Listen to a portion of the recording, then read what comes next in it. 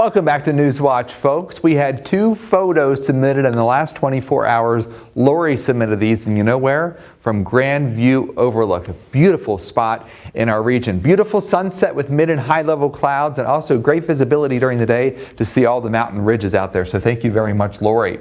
Latest drought monitor. We still have dryness across the southwest, but it's been chipped away across the plains, and very few areas are experiencing any agricultural dryness in the east. That is good news going into the growing season, especially for planting corn, because we all want to eat corn on the 4th of July, right? We're in a little bit of a surplus here locally. Now, so far this month, we're still relatively early in June, but we're above average by almost a half of an inch. Comfort index, once we get into tomorrow, slightly on the humid side as a warm front moves through our region. That will spark a couple of showers in the morning. We are also watching an area of low pressure developing down in the Caribbean that will likely become a tropical depression, perhaps a tropical storm in the Gulf later in the week, but it's not going to impact our weather. We're just letting you know that the tropics are starting to become a little bit more active as we make our way into the first weekend in June.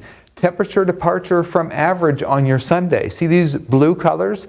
That means slightly cooler than average temperatures, and that will continue Monday behind a cold front, even a bit on Tuesday, and then we start to see a transition in our weather pattern on Wednesday. We start to see some warmer colors developing.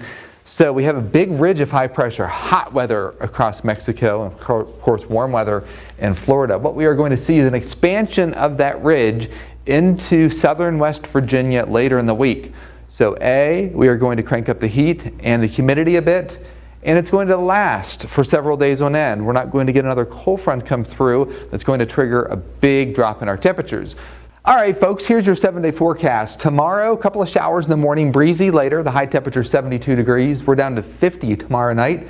1 or 2 spits on Monday, but northwest wind behind that cold front means much lower dew points and highs in the mid to upper 60s.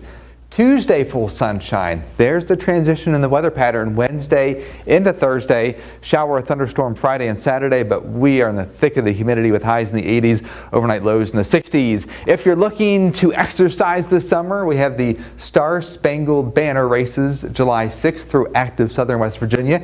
And if you love the trails, we have the Wolf Creek Trails 5K and 15K, and that is in July as well. And speaking of looking ahead, later down the road in the month of June, we do have warm temperatures all across the country. So big sprawling ridge, as I mentioned. Everybody is going to get into the summer warmth. It will also be a bit wet across Florida, but a drier risk. That is less rain than average.